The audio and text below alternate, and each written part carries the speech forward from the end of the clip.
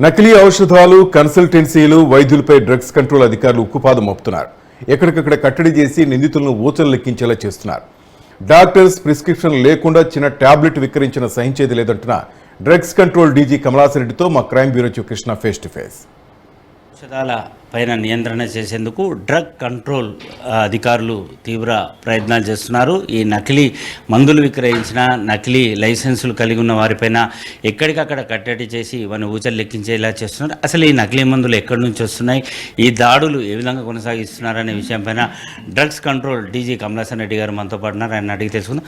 సరే, ఇటీవల కాలంలో గత 6 నెలలుగా చూసుకుంటే మీరు చేస్తున్న దాడుల్లో ఈ లైసెన్స్ లేని వారని, తర్వాత నకిలీ మందులు అనేవి వస్తున్నాయి కదా, వీటిని ఎలా గుర్తించాలి, అసలు ఇవి ఎక్కడి నుంచి వస్తున్నాయి సార్?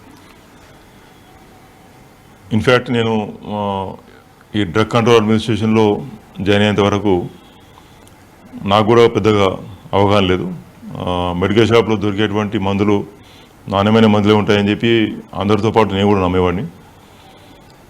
కానీ డిపార్ట్మెంట్కి వచ్చిన తర్వాత నేను డిపార్ట్మెంట్ అధికారులతోని, తర్వాత ఫార్మా ఇండస్ట్రీతోని, కన్జ్యూమర్స్తోని, చాలామందితో మేము ఇంటరాక్ట్ అయినప్పుడు నకిలీ మందుల బెడద కూడా ఎక్కువ ఉందనేది నా నోటీస్కి వచ్చింది. తర్వాత మేము తనిఖీలు మొదలుపెట్టిన తర్వాత మాకు ఆ ఇన్ఫర్మేషన్ ఫ్లో అనేది స్టార్ట్ కావడం మొదలైంది. తర్వాత ఈ ప్రాసెస్లోనే డిపార్ట్మెంట్లో విజిలెన్స్ సెల్ అని ఒక స్పెషల్ సెల్ ఫామ్ చేయడం జరిగింది. డిపార్ట్మెంట్లో ఉన్నటువంటి అధికారులు, కొంతమంది ఫీల్డ్ మీద బాగా గ్రిప్ ఉన్న వాళ్ళు, ఇన్ఫర్మేషన్ ఫ్లో బాగా వచ్చేవాళ్ళు, వాళ్ళతో ఒక స్పెషల్ సెల్ తయారు చేయడం జరిగింది. Then we started working out the information and clues.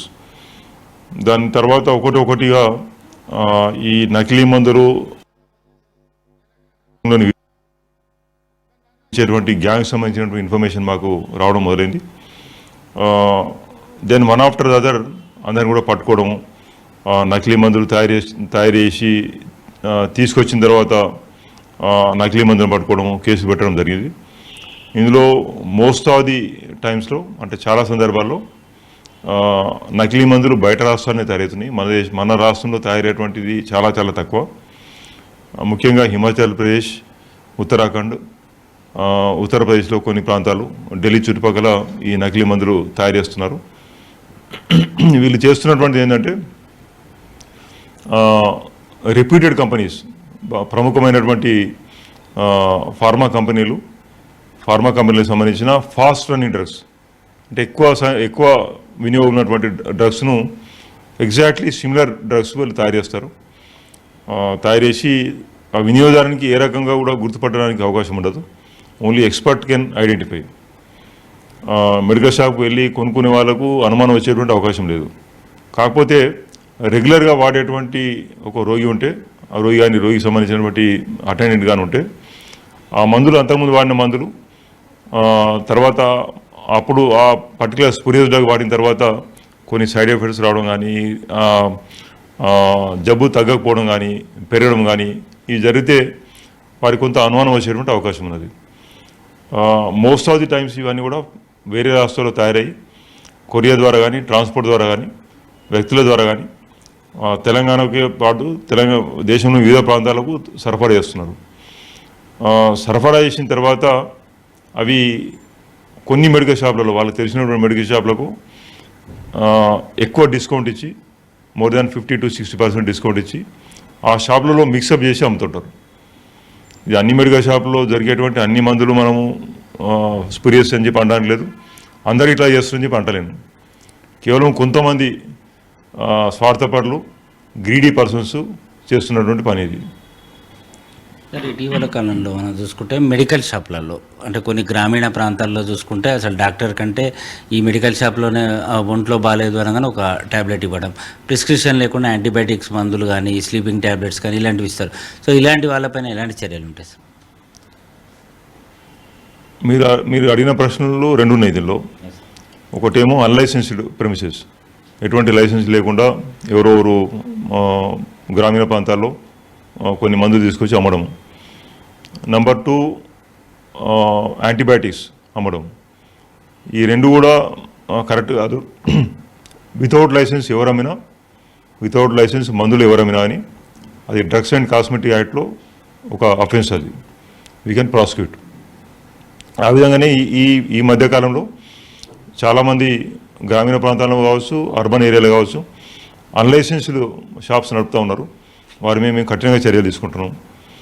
రెండవ ప్రశ్న, ప్రిస్క్రిప్షన్ లేకుండా యాంటీబయాటిక్స్ అమ్మడం.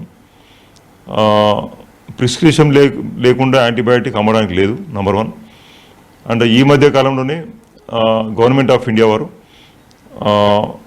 డాక్టర్ ఇచ్చేటువంటి ప్రిస్క్రిప్షన్లో ఆ యాంటీబయాటిక్ ఎందుకు వాడాలనేది జస్టిఫికేషన్ రాయాలి. అది కూడా ఖచ్చితంగా చేయవలసినది. బట్ అది డాక్టర్ చేస్తారా లేదా అది మాకు సంబంధించింది కాదు, అది మా డిపార్ట్మెంట్ పరిధిలో లేదు. మా డిపార్ట్మెంట్ పరిధిలో ఉన్నది ప్రిస్క్రిప్షన్ లేకుండా ఎవరు కూడా మందులు అమ్మడానికి లేదు, ఎవరు కూడా యాంటీబయాటిక్స్ అమ్మడానికి లేదు. అది తప్పనిసరిగా మేము దాన్ని అమలు చేస్తాం. కేంద్ర ప్రభుత్వం ఇచ్చినటువంటి ఆర్డర్స్ కూడా మేము ఇంప్లిమెంట్ చేస్తాం. సాధారణంగా కొంతమంది ఈ డాక్టర్ల దగ్గర పనిచేసి, కంపౌండర్లుగా పనిచేసి కానీ మెడికల్ షాపుల్లో పనిచేసిన తర్వాత కొన్ని ప్రాంతాల్లో ఆర్ఎంపీ డాక్టర్లు అని చెప్పేసి తెలియదు, వారు మీ పరిధిలోకి వస్తారా? ఒకవేళ అలాంటి డాక్టర్ల దగ్గర ఏమైనా వాళ్ళకి ప్రత్యేకమైన లైసెన్స్ వ్యవహారం ఉంటుందో, ఎవరు పడితే వాళ్ళు ఫస్ట్ ఎయిడ్ హాస్పిటల్స్ అని పెట్టి జనాలను ఇబ్బందులకు గురి చేస్తున్నారు. సో అలాంటి వారి మీద ఎలాంటి చర్యలు ఉంటాయి సార్? ఆర్ఎంపీ, పిఎంపీ డాక్టర్ల మీద మాకు ఎటువంటి నియంత్రణ లేదు. మా నియంత్రణ కేవలం ఔషధాల మీద మాత్రమే. ఔషధాలు ఎవరైనా లైసెన్స్ లేకుండా పెడితే ఆర్ఎంపీ అయినా, పిఎంపీ అయినా, ఎంబీబీఎస్ డాక్టర్ అయినా మేము యాక్షన్ తీసుకోవడానికి ఉన్నది. ఎంబీబీఎస్ డాక్టర్ కూడా, మెడిసిన్ చేసినటువంటి డాక్టర్ కూడా, ఆయన ఒక హాస్పిటల్ నడపాలంటే, హాస్పిటల్లో ఒక మెడికల్ షాప్ కనుక ఓపెన్ చేయాలంటే ఖచ్చితంగా లైసెన్స్ తీసుకోవాల్సి ఉంటుంది.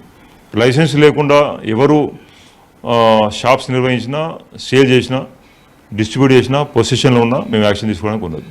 సరే, ఇటీవల కాలంలో మనం చూసుకుంటే ఈ జనరిక్ మెడిసిన్ అని 80 నుంచి 90% డిస్కౌంట్ అని వస్తుంది. అసలు ఈ జనరిక్ మెడిసిన్స్ అంటే ఏమిటి? ఈ జనరిక్ మెడిసిన్లో అంటే వాస్తవాలు నిజంగా అంటే జనరిక్ మెడిసిన్లో ఉపయోగకరం ఏమైనా ఉంటాయా? లైసెన్స్ ఎక్కడ చూసినా షాపులు వందల కొద్ది వేల వస్తున్నాయి. దీని మీద ఏమన్నా నియంత్రణ అనేది ఉంటుందా సార్? జనరిక్ మెడిసిన్స్లో ఎటువంటి వయలేషన్ లేదు. ఇప్పుడు ఫర్ ఎగ్జాంపుల్ పారాసెటమాల్ ఉంటుంది. పారాసెటమాల్లో దట్ ఇది ఇంగ్రీడియంట్. పారాసెటమాల్ ఇంగ్రీడియంట్తో వివిధ కంపెనీలో వాళ్ళ బ్రాండ్స్ తయారు చేసుకుంటాయి. క్రోసిన్, డోలో అని ఇటువంటి రకరకాల బ్రాండ్స్ వస్తాయి. మన కేంద్ర ప్రభుత్వం ఎంకరేజ్ చేస్తున్నది. జనౌషధ్ కేంద్రాలు కూడా జనరిక్ మెడిసిన్స్ బేస్డ్ అవి. జనరిక్ మెడిసిన్స్ ఇవ్వాలని చెప్పి కూడా గతంలో గవర్నమెంట్ ఆఫ్ ఇండియా ఒక ఆర్డర్ కూడా ఇవ్వడం జరిగింది. మరి అది విత్డ్రా చేసుకున్నారు. జనరిక్ మెడిసిన్స్లో ఎటువంటి వయలేషన్స్ లేవండి. జనరిక్ మెడిసిన్లో ఓన్లీ ఇంగ్రీడియంట్ ఉంటుంది, ఆ బ్రాండ్ ఉండదు. ఫర్ ఎగ్జాంపుల్ క్రోసిన్ అనే బ్రాండ్ ఉండదు, ఆ కంపెనీకి సంబంధించిన బ్రాండ్ ఉండదు. కాబట్టి దాంట్లో 50 to 60% డిస్కౌంట్, దానికి వయలేషన్ ఏం లేదు. సో ఫైనల్గా మీరు పబ్లిక్కి ఒకవేళ కనుక ఈ ఔషధాలు నకిలీవని తేలినా, లేకపోతే ఏదైనా మెడికల్ షాప్ల వ్యవహారం సంబంధించి ఏదైనా అనుమానాలు వస్తే మన టోల్ ఫ్రీ నెంబర్లు అలాంటివి పెట్టారా? పబ్లిక్ ఎలాంటి సూచనలు ఇవ్వబోతుంది? మన రాష్ట్రంలో 42,000 మెడికల్ షాప్స్ ఉన్నాయి. ప్రతి మెడికల్ షాప్లో, అంటే అన్ని షాప్లో ఉండకపోవచ్చు, బట్ 80% ఆఫ్ ది షాప్స్లో మా డిపార్ట్మెంట్ సంబంధించిన పోస్టర్ డిస్ప్లే చేయడం జరిగింది. అందులో ఆ షాప్కి వచ్చేటువంటి కస్టమర్, పేషెంట్ అటెండెంట్, వారికి కొన్ని సూచనలు తెలియజేస్తూ ప్రతి షాప్లో పోస్టర్ డిస్ప్లే చేయడం జరిగింది. అందులో ఆ ఏరియా సంబంధించిన డ్రగ్స్ ఇన్స్పెక్టర్ పేరు, నంబర్ కూడా డిస్ప్లే చేస్తాము. టోల్ ఫ్రీ నెంబర్ కూడా మేము డిస్ప్లే చేయడం జరిగింది. మా వెబ్సైట్లో కూడా మేము డిస్ప్లే చేయడం జరిగింది. అంటే ప్రజలకు మా అపీల్ ఏంటంటే, ఎక్కడ ఏ మెడికల్ షాప్లో మెడిసిన్స్ తీసుకున్నా తప్పనిసరిగా బిల్ తీసుకోవాలి. తర్వాత ఏమాత్రం అనుమానం వచ్చినా మా టోల్ ఫ్రీ నెంబర్ కానీ, ఏరియా డ్రగ్స్ ఇన్స్పెక్టర్ కానీ తెలియజేయాలి. ఎవరైనా అబ్నార్మల్గా డిస్కౌంట్ ఆఫర్ చేస్తే 70%, 80%, 90% డిస్కౌంట్ కనుక ఆఫర్ చేస్తే తప్పనిసరిగా అనుమానించాలి. తర్వాత ఇంకొక విషయం ఏంటంటే, ఎవరైనా టాబ్లెట్ ఆర్ మెడిసిన్ తీసుకున్న తర్వాత అందులో నాసిరకం మందులా కనబడితే, పొడిలా కనబడ్డా లేకపోతే పిండిలా కనబడ్డా, ఏదైనా అనుమానం వస్తే వెంటనే తప్పకుండా డ్రగ్స్ ఇన్స్పెక్టర్కు మా టోల్ ఫ్రీ నెంబర్ తెలియజేస్తే తప్పకుండా మేము యాక్షన్ తీసుకుంటాం. సో మొత్తానికి ఎవరైతే మెడికల్ షాప్ యజమానులు కనుక తాము అమ్మే మందులపైన భారీ డిస్కౌంట్లు ఇచ్చినా అనుమానించాలి. ప్రతి మెడికల్ షాప్లో కూడా డ్రగ్స్ కంట్రోల్కి సంబంధించిన ఆ సంబంధిత ఇన్స్పెక్టర్ అధికారుల టోల్ ఫ్రీ నెంబర్ ఉంటుంది. వెంటనే అనుమానం వస్తే దానికి సమాచారం ఇస్తే ఖచ్చితంగా వారిపైన చర్యలు ఉంటాయని చెప్పేసి drugs control DG Kamalasan Reddy garu చెప్తున్నారు.